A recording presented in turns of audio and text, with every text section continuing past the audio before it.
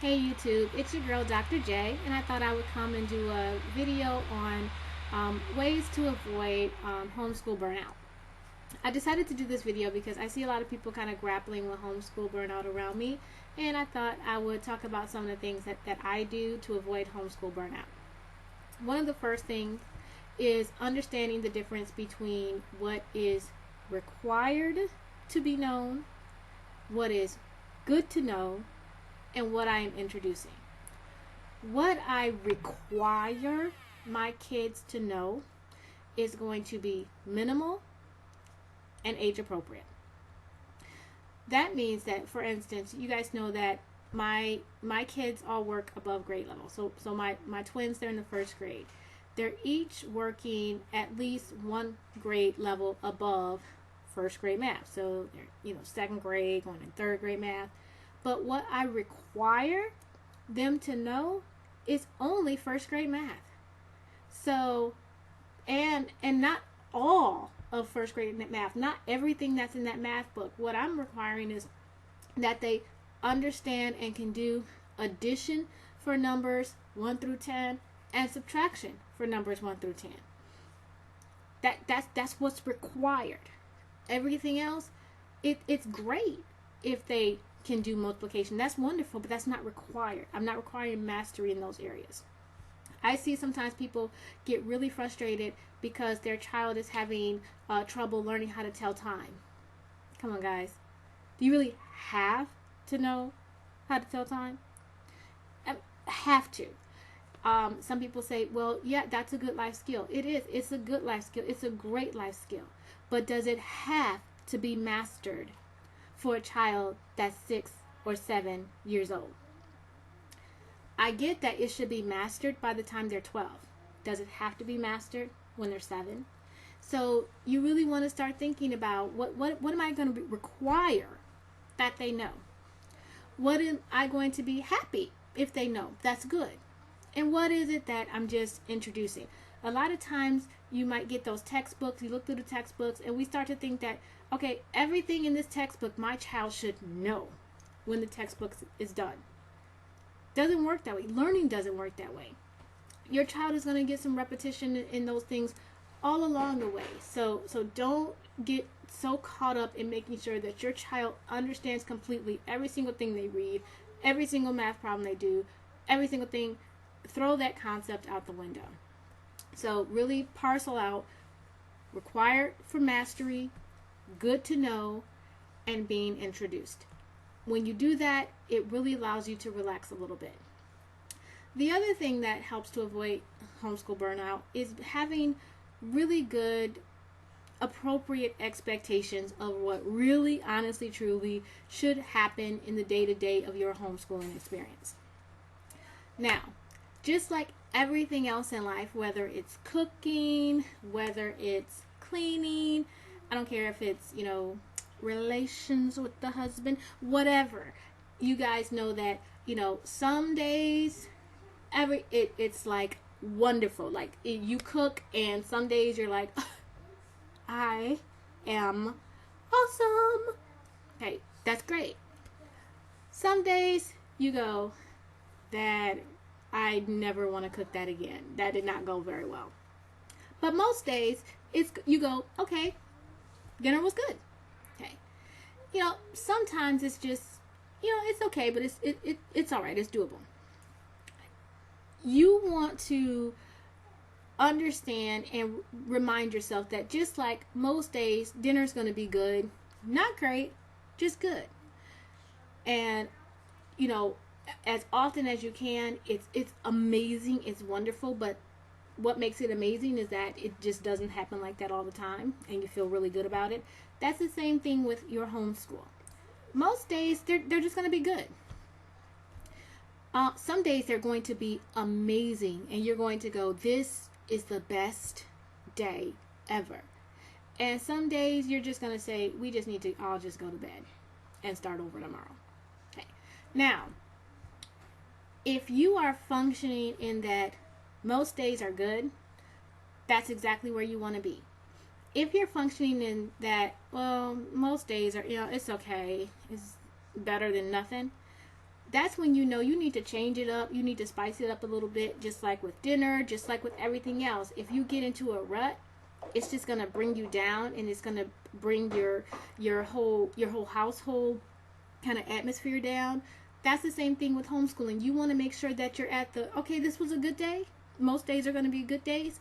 And then relish and celebrate those days that are amazing. But imagine if you cooked a dinner, like if you worked hard, you worked all day, you put so much into it, and everybody said, that was great. Do it again tomorrow. And then do it again the next day. You would step back and you would say, no, you don't expect Thanksgiving dinner every day of the week. People would understand that was special and that was amazing, and it took you a lot of work. It took a lot of planning. It took a lot of resources. We're happy for it. We appreciate it, but we understand that we can't have it like that every day. That's homeschooling. So if you got, a volcano going on this side, and y'all have made, ancient Mesopotamia on this side, and y'all have, made contact with the International Space Station, and that's what you did in a day, nobody should expect that for tomorrow and the next day and the next day. That takes a lot of work, a lot of time, and a lot of energy. It's amazing. It creates great memories. We should strive for those things on occasion, but that can't be where we try to stay. No one can stay in that place. So let's not do that. Don't expect that if every dinner isn't as great as Thanksgiving dinner, you don't think you're a failure as a cook. If every day is not as great as your just one amazing day, you're not a failure as a homeschool teacher.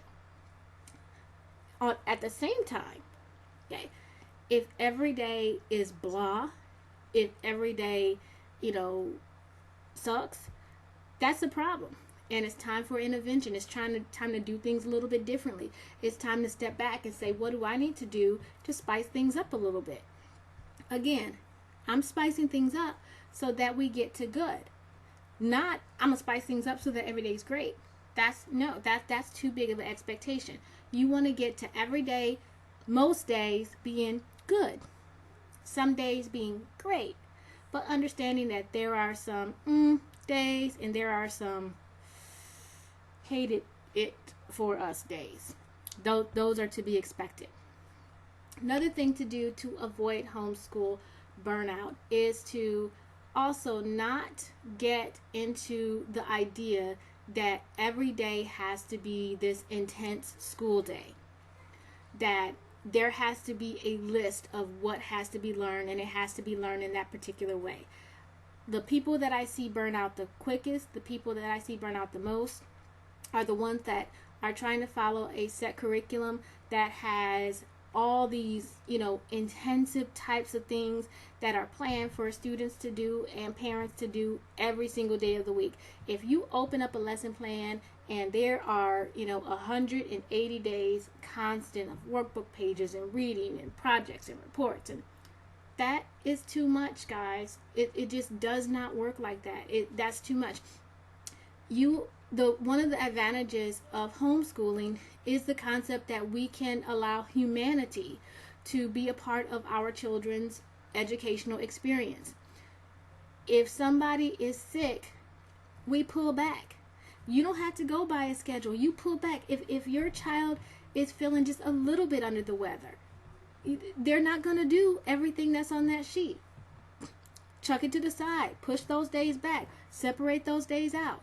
If it's somebody's birthday, you don't sit down and say, I know it's your birthday, but we got to read these 20 pages. No, we sit back, we celebrate.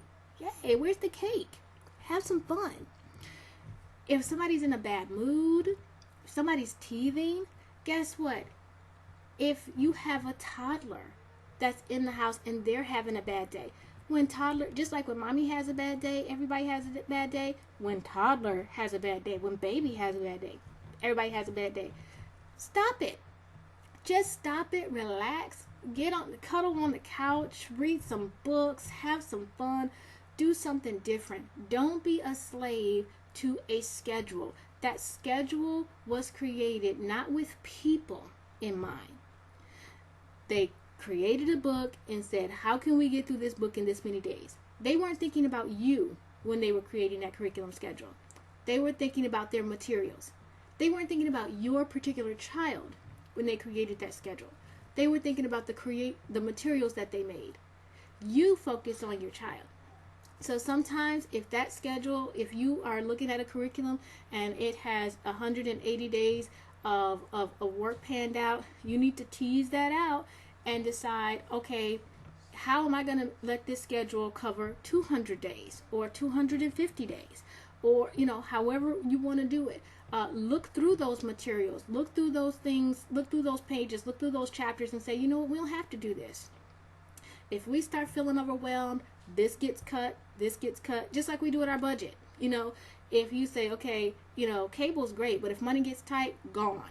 Eating out, once a week, that's great, but if money gets tight, gone. That's the same thing you do with that curriculum. You say, you know what? If we start to get stressed, if we start to get overwhelmed, we're not doing geography. We're not going to do social studies. We're not going to do ancient history. These are the things that are required, for our curriculum. This is the lights, this is the food, this is the heat, okay? And everything else, that's just for fun. Another way to avoid homeschooling burnout, guys, expand your mind on where learning takes place. Don't get caught up into the school concept that learning only happens when we're sitting down with workbooks open or with books open or we're following a curriculum and we're following a plan. Guys, your kids, just going outside and taking a walk, they can be learning. Having a conversation with you, they're learning. Reading books for pleasure, they're learning. Watching some programs, they're learning. There's a ton of ways to get that information into your children. There's a ton of ways for them to learn and explore. Allow them to push those doors of your house open and go out and learn things in as many different ways as possible. Expand your view. I see a lot of people who come in and they'll say, and we'll be talking, at an event, and they'll say, we didn't do any school today. Really? Yeah, all we did was, we went to the museum, but we didn't do school. Really? Going to the museum wasn't school? We went to the park, but, guess what? Even public schools have field days. They have days where they have assembly. That's still a school day. So why are you not allowed to say that a park day is a school day? Field trips. Those are days where your children are learning, so just expand that out. The other thing is give kids credit for the stuff that they don't do in your traditional school hours. Okay, we know that homeschool kids generally don't have homework, okay? But public school kids, private school kids, they have homework. Everybody assumes that when they do homework, that's still school time. Okay. Guess what? If your kid pulls out a book or does something on Saturday and Sunday, add that into your school time. That's a day. Okay, if you're required to do 180 days, they didn't say that you had to do your 180 days Monday through Friday. Okay, if your child, is just really into a project and they sit down and they're doing some work on Saturday or they're doing some work on Sunday, that's a school day. Okay. If you have to do so many hours of schoolwork in a week, if you have, let's say they say, okay, you have to do 4 hours of schoolwork a day, and they're assuming that you're in school 5 days a week. That's 20 hours a week. If you do 2 hours on Sunday, 2 hours on Saturday, guess what? That's a day. So not every day has to be regimented Monday through Friday. Don't be real strict about it. Expand that view of learning and understand that education, that the magic is happening a lot of different ways, a lot of different times. So those are the biggest things that I have for advice for just avoiding homeschool burnout. Really start to think about what is absolutely necessary to be mastered, what will be good to know, and then what do I just want to introduce. Really have expectations of how that day should look, how your homeschool day should look. Don't be chained to a schedule that you didn't create. Even if you created it, don't be chained to a schedule expand your view of where learning happens, where education happens, and also really look at the amount of time that you're spending and where all that different all the different learning experiences, add up all those different learning experiences, and you'll see that your child is doing fine. They're doing tons and tons and tons of work, and you guys are doing great. So that's my advice for how to avoid homeschool burnout. This is Dr. J, and I'm out. Bye bye.